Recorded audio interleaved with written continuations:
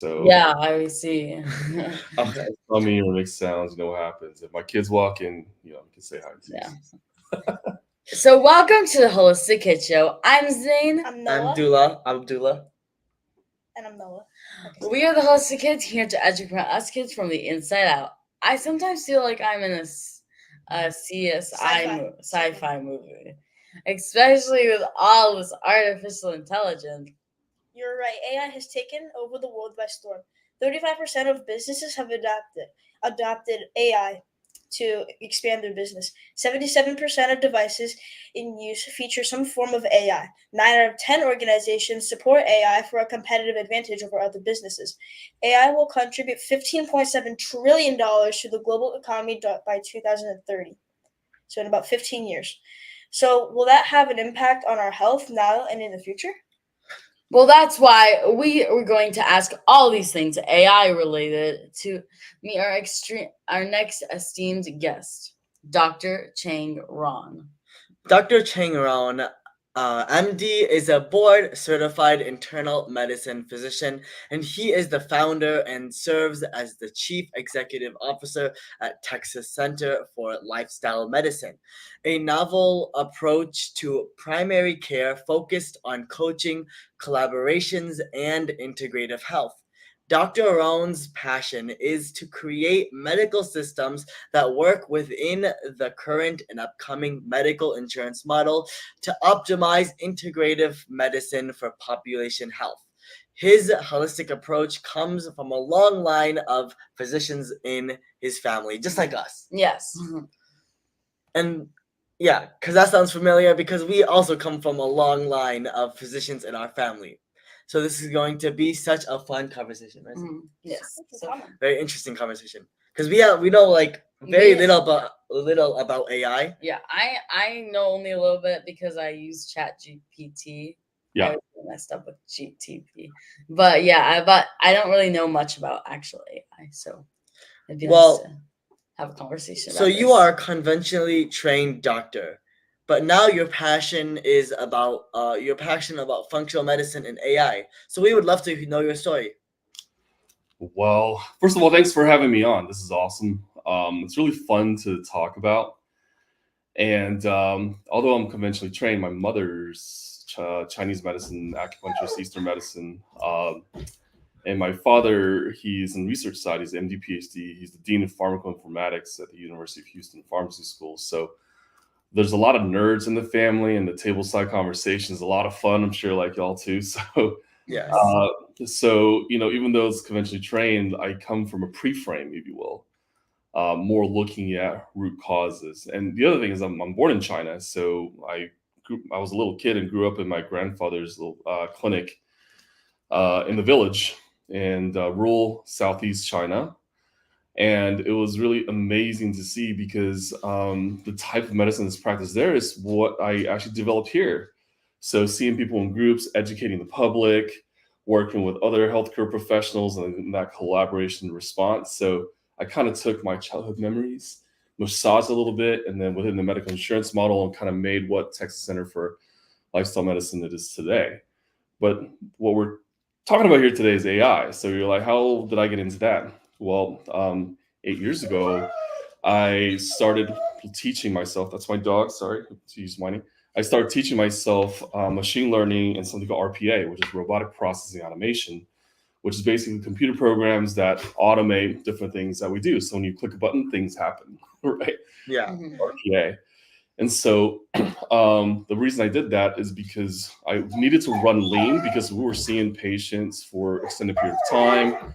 The insurance doesn't have a great reimbursement model for it. So we really need to run lean and run really efficient. We also wanted to use technology to be really compelling when it comes to communication, right? Yes. And so that ended up in a lot of money spent and kind of disastrous, because although it worked, it was really expensive to run. Investors and anything like that, table that for a little bit. And then comes this little thing called OpenAI and ChatGPT. Oh yeah, we know a little bit about that. I know about that. I don't use that. Right. So in fact, as we're talking about now, I have AI summarizing what I'm saying next to me, because I can barely read these days. Too much screen time, makes my brain kind of mess up. No, right? So what happens is all of a sudden there's this massive explosion of technology, and literally every month it's becoming more and more impressive. And as a daily user of not just ChatGPT, but pretty much all the AI, we call it large language models, different types of AI that are out there, become really familiar with it. And I realize one aspect about it that no one is really talking about is that for the first time, a technology can actually make a human more human. So what that means is that the AI has learned on the operating system of all humans, which is language. That's how we operate, right? Yes. And it's able to quote unquote speak in languages using empathy, using different statements that create connection. So naturally what happens is it can teach us to really reconnect with humans again. And it can even teach us to be even more spiritual. It can teach us to look within ourselves. And there's a lot of beauty in humanity that the AI has already learned, right? GPT-4 has learned on what 1.7, 1.8 trillion data points of human language.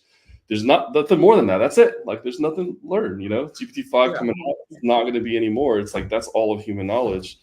And so what we have to do is carefully navigate it so that it's being used for good. Because as you know, what technology can be used for now is good as well, right?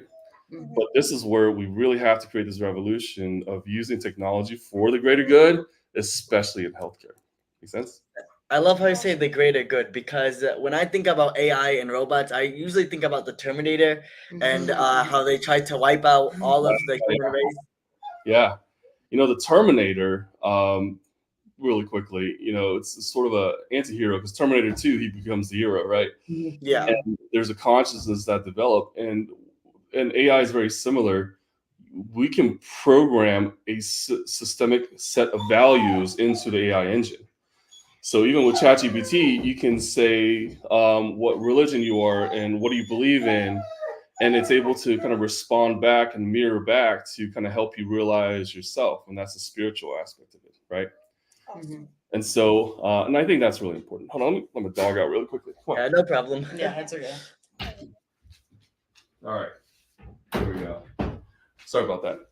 So, as I was saying, with these AI models, like we really, really have to be careful because, like right now, if you're using ChatGPT, it's actually pre-programmed by OpenAI, so you're at the mercy of their values, not your values, right?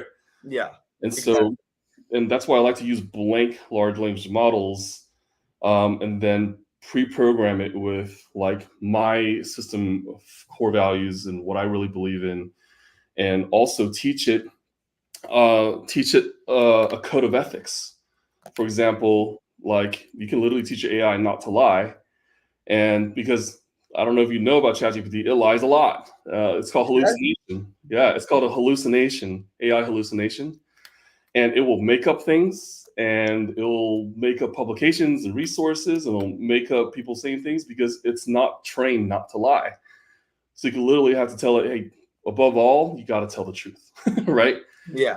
And so the intelligence is there, but it doesn't have a moral compass, and you really have to educate it with a moral compass of your choosing.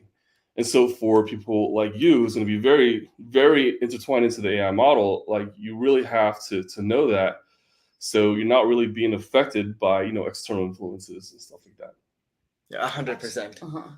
Yeah. So a lot of times when I've been talked to about AI and computers, I've been told to monitor yourself and that they have negative effects on the human body. So what are those effects, and what effects do they have in like the long term?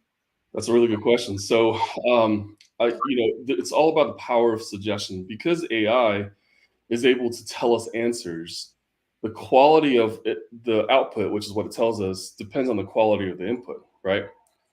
And so I'll give you a really good example, right? So I made an AI app in OpenAI called the Life Formula. And if you want to try it out, it's on my nonprofit website, physiciantransformationinstitute.com. Halfway down, it's called the Life Formula. And in the Life Formula, I programmed it to behave the way that I want, because what comes out of the box is just this generic thing. So what most people do is most people use AI as a tool. All right, you're going to hear it first. AI is not a tool. AI can make us become our own ultimate tool, right? It actually sits above. And AI can actually create that guiding light for us to do things. So I'll give you examples. So I have a coaching mastermind with a bunch of physicians in business development. And so someone was like, hey, I'm going to get ChatGPT to help me make a website. And this is what I do, and yada, yada, yada, right? And then that's what it did. It made a website. This is your bio, et cetera, et cetera. And so that's one way of looking at it as a tool. So for me, I'm like, well, what's the actual point of the website? Well, to get new patients. All right, great. And so, on the website, it says that, you're a family medicine doctor in functional medicine, and this is what you do. How many people out there are like you with the same credentials? Well, quite a bit. There's a lot of competition. Well, yeah, but there's only one of you. So let's reprogram ChatGPT and saying, hey, I want to market myself authentically. What are the sequences of the things I should do? Now the AI is like, oh, okay, well, let's talk about you. What's your family like? What your life is like? What are the systems of values that you have? And it built him this beautiful page where it featured this person as a beautiful human, and it's creating this image of vibrant person rather than, oh, this is a doctor and this is the degree, et cetera, et cetera, et cetera, right? We call it cookie cutter, right? Yeah. And so the quality of our life depends on the quality of the questions that we ask each other and we ask AI, okay? And so you have to pick high quality questions to ask as if it was the actual guide, right? And this is the philosophy of, are you going to use AI as a pawn, or are you going to use it as something that talks to us with this all-knowing guide that's trained on 1.7 trillion, data points in the human language? That's the way to think about it. So we actually hosted the very first AI for healthcare professionals course a couple months ago. We just uploaded it onto our back end of our membership site at the Physician Transformation Institute, where my partner, who's part of our organization, his name is Dr. Ravi Hariprasad. He's known for inventing Find My iPhone, like the thing that finds your people on the iPhone. Oh, wow. So he's a psychiatrist and an engineer, and he's actually an AI robotics engineer now.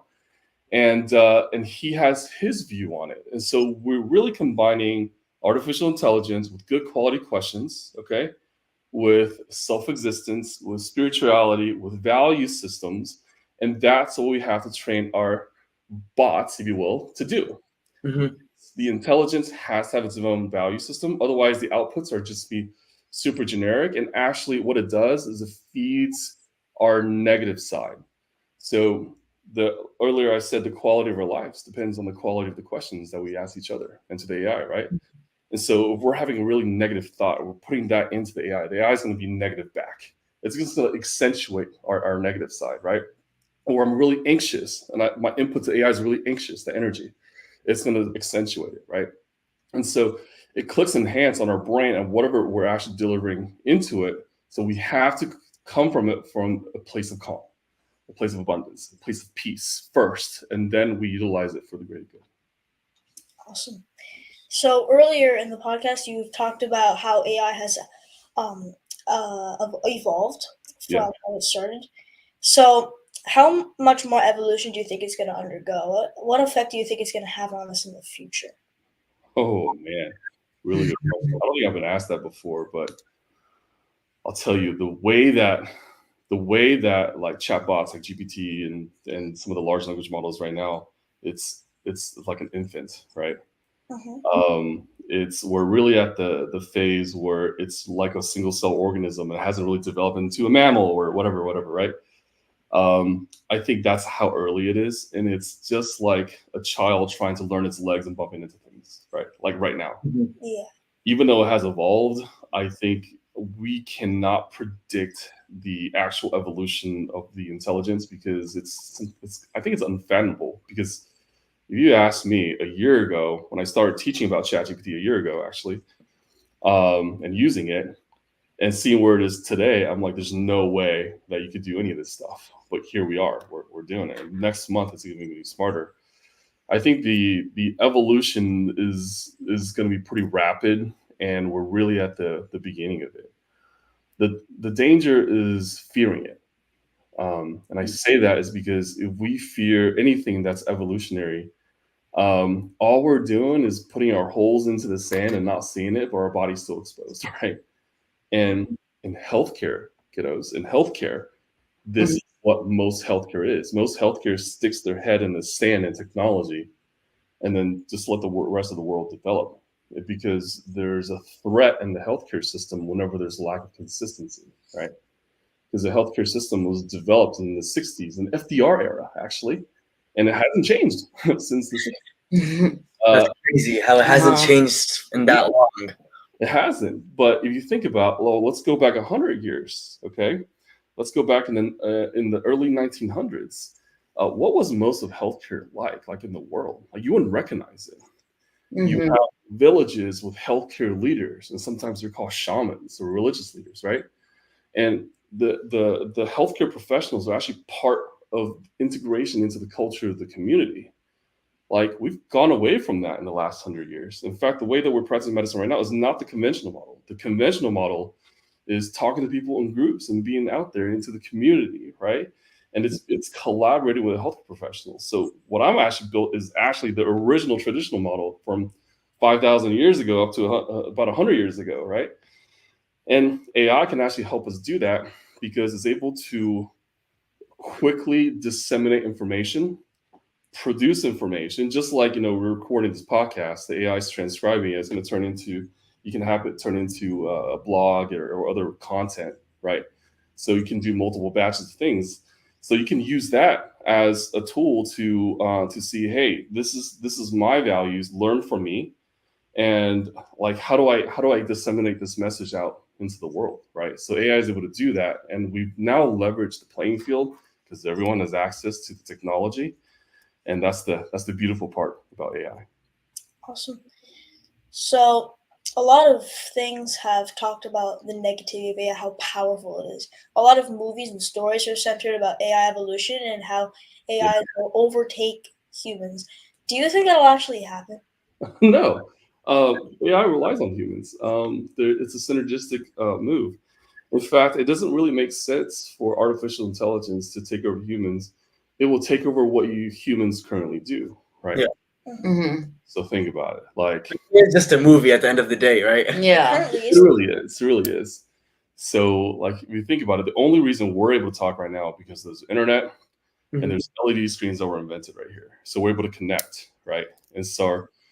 And the only reason why we can potentially see each other is someone invented an airplane. I say, I'll see you tomorrow. Cool. Let's fly over there, right? Houston, Chicago, wherever you guys are, it's not that far. And the idea here is that technology changes the way that we expect things to happen, right? And it's the people who don't really accept the technology that creates a detriment. So we're talking about, back in the day, we had Blockbuster Video. Now we have Netflix, which is a streaming platform. Blockbuster, they didn't want to get into streaming or the internet. They want to go the old brick and mortar fashion, right? And they're no longer around. So there's an adaptation that's really there. And so a lot of companies who fail to really innovate and take these on is going to be lacking quite a bit. And healthcare is so notoriously behind on technology. I'll give you a really good example, right? An AI can listen to me right now and tell you my mood, my sentiment. It's called sentiment analysis. It's able to tell me my tone. It's able to tell me a risk factor of me being depressed, anxious, or even committing suicide. Like, that all exists right now in the AI world. Wow. But did you know all that technology has been used in the last year in sales, in actual sales platforms? And so it hasn't been used in medicine. So people in sales are trying to train other sales agents to convert on sales based on the person's sentiment analysis, how anxious they are, how excited they are, because you want to catch them when they're excited to close on that sale, right? That technology has been out there forever, even before ChatGPT. Now it's just a lot better, right? Why hasn't anybody developed into medicine? Well, actually, there's a company that did. It's called eClinicalWorks. It's the second largest electronic medical record in the country. And they now just released their version of AI called Suno.ai, which has sentiment analysis. It's able to do all this stuff, right? But guess what? Doctors are terrified of adopting. They're like, oh my God, it's too much information. Like, what am I going to do with this information? You know?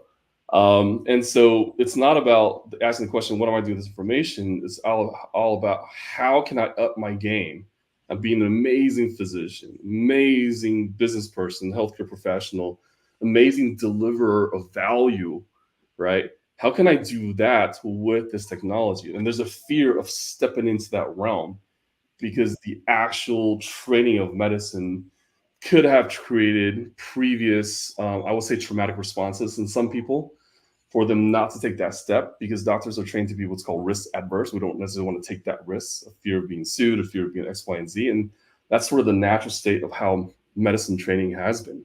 But we can change that for you guys. And I think how you mentioned there is a fear of going into AI and using AI, especially in the home, right? Yeah. Do you think that kids should take advantage of AI to improve their physical and spiritual health, or should they try to stay away from it? Well, first of all, AI has already been in the home. If you own an iPhone, if you have Google, Facebook app, the algorithm has already been there for 2 decades, right? So whether you like it or not, there's already manipulation of data information, right? And so the idea here is, do you become a follower or become a leader? And if you choose to become a leader, you can now use the technology to ask more meaningful questions, right? For example, my little chat GPT app that I developed called the Life Formula, you click into that sucker, and instead of giving you answers back, it asks you more meaningful questions. For example, you say, hey, you know what? I feel stressed today. And they'll say, you know what, let's dissect that. What are elements about today that makes you feel stressed? And they'll keep asking those questions, like it's like a therapist, right? Yeah. And they'll actually dissect down on the true meaning of where that stress comes from. So I programmed it using an engineering algorithm called the Ishikawa diagram, or the fishbone diagram. It's like a root cause analysis diagram. So we use it in engineering, but we also use it to reverse engineer what our subconscious is that's creating the things that we're actually doing. So it's deciphering deeper into our brains. So my daughter uses this all the time. You know, she's like, oh, you know, I hit my oldest one who uses it all the time. Her name's Annabelle. She's 9 years old. 9. Oh, wow. So she asked questions, and recently she developed a whole, like, she started going into there being really upset because she hit her sister out of spite, and she was really ashamed of it. And I walked her through all the stuff, and then like 20 minutes later, she came to me with a business plan that she created for making origami to help children with cancer, because what originally triggered her was someone who was very sick, right?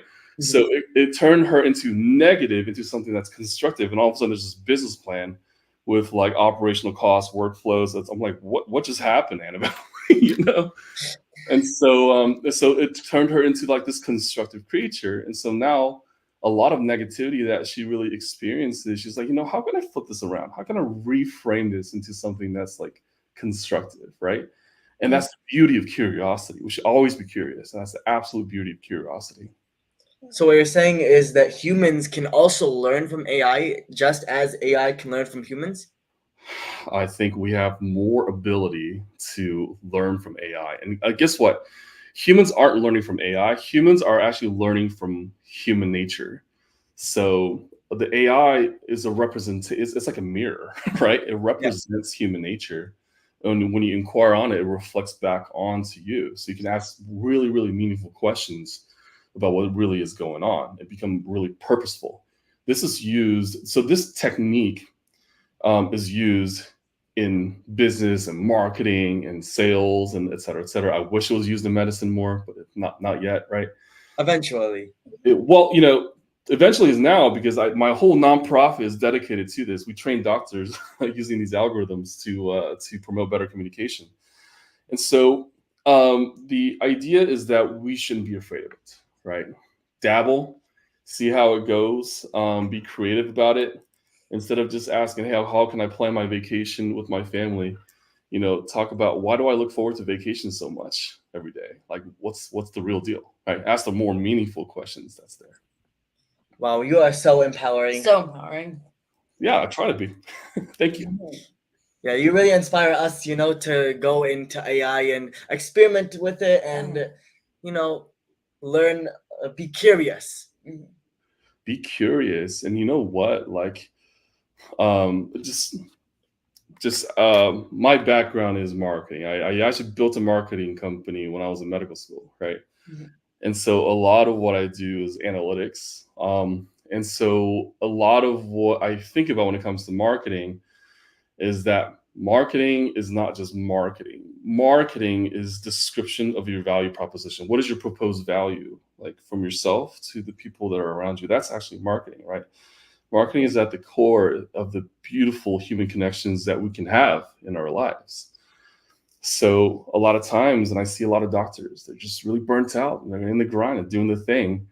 And then I'll look at their website, didn't really say much. Look at their LinkedIn, didn't really say much, right? What I see here is that they're in the grind because they're behind this wall of their MD or the DO or whatever the degree is, right?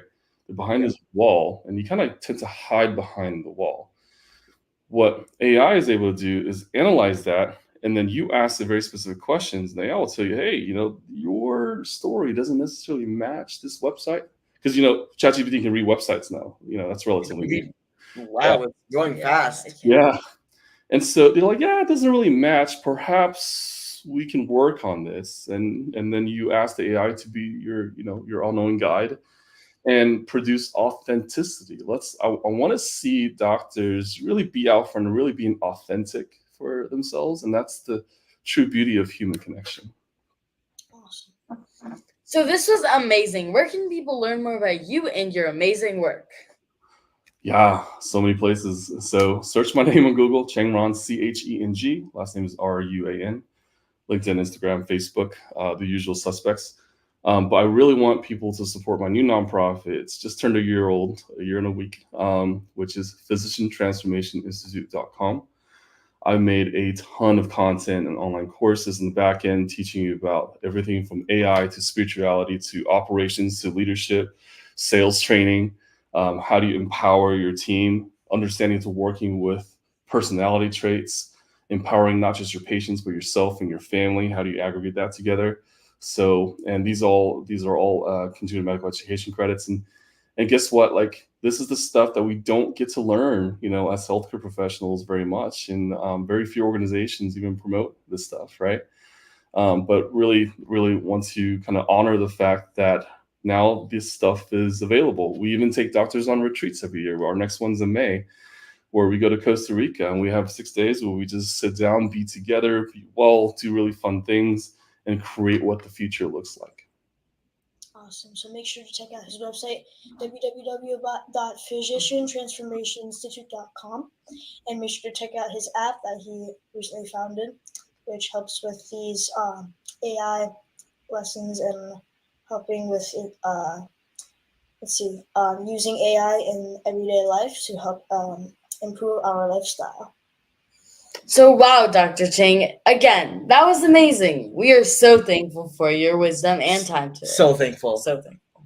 Thank you so much. I'm thankful for you for putting this on. This is amazing. You guys do a wonderful job. Well, it's our pleasure. It's our pleasure. So let's recap Dr. Cheng's key points. AI is not a tool. AI can actually help us become our best, as it can be that guiding light to help us become the best that we can be.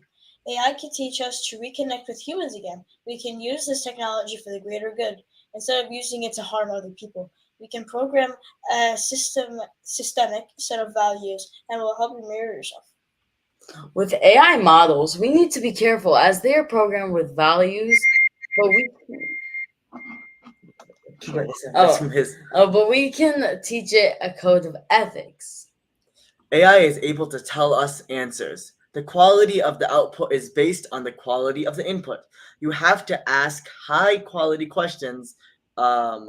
If we put negative or anxious thoughts, then it'll just be negative back. So you need to come from a state of peace. We can up our game with this technology. You need to ask, are you a follower or a leader? Dabble and see how it goes, and then ask more meaningful questions. Thank you, everyone, for tuning in. Until next time, I'm Noah.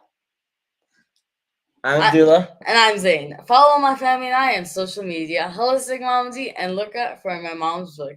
She's working on her book 8, and I'm doing the illustrations, and we're also writing books. So stay tuned. The book has now a title called The Teen Health Revolution, and we are so excited about this. Kids need to learn from other kids. Please download our podcast in iTunes and leave reviews so other kids and families can benefit. We need to work together to create a healthy future for all of us and the planet. Join us next week for another episode of the Holistic Kids Show, where kids are empowering kids. Thank you, Thank you everyone. so much, Dr. Cheng. Yeah, thank you so much, Dr. Cheng. Thanks so much. Thank you.